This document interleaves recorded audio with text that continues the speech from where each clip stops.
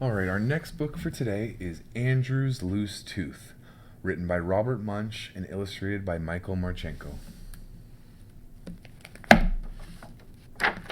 Andrew's Loose Tooth.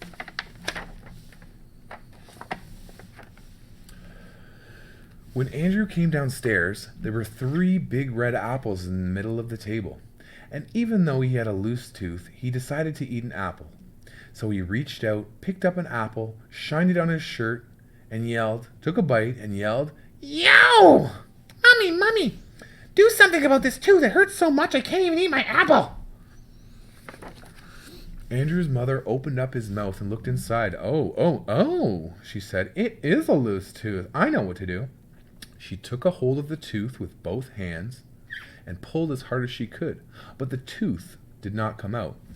"Oh, Andrew," she said, "I just can't get that tooth out. Why don't you try another apple? That might make your tooth come out." So Andrew reached out, picked up an apple, shined it on his shirt, took a bite, and yelled, "Yow! Daddy, do something about this tooth. It hurts so much I can't even eat my apple." So Andrew's father opened up his mouth and looked inside. Oh, he said, "It's a loose tooth. I know what to do."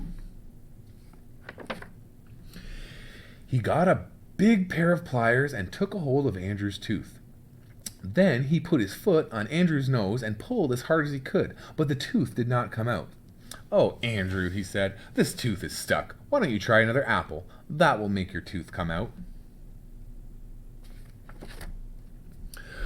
So Andrew reached out, picked up an apple, shined it on his shirt, took a bite, and yelled, "Yow! Mommy, Daddy, do something about this tooth. It hurts so much I can't even eat my apple." So they called a dentist.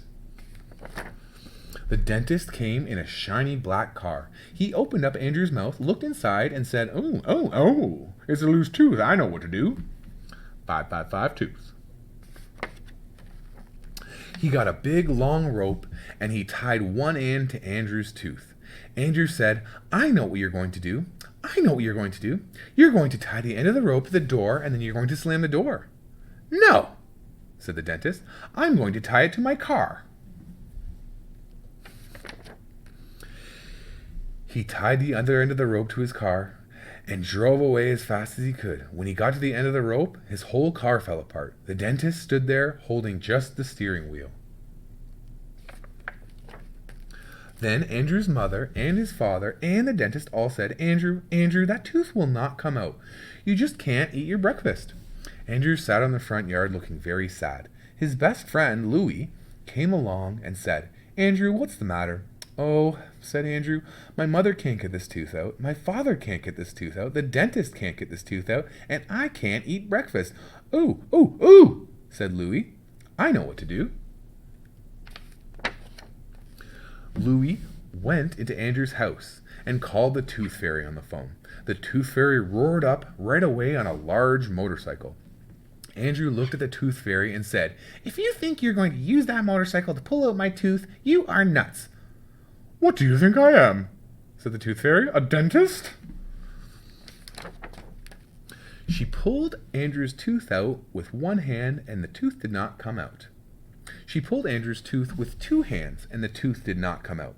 She got a large hammer off her motorcycle and clanged Andrew's loose tooth. The hammer broke in 2 pieces and the tooth still did not come out.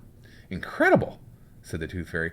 "This is the first tooth ever that I can't pull out. I guess you just can't eat your breakfast." "Hold it," said Louie. "I have an idea." Louie went into Andrew's house and got a pepper shaker. Then he pushed back Andrew's head and sprinkled pepper up his nose. Andrew went, achoo!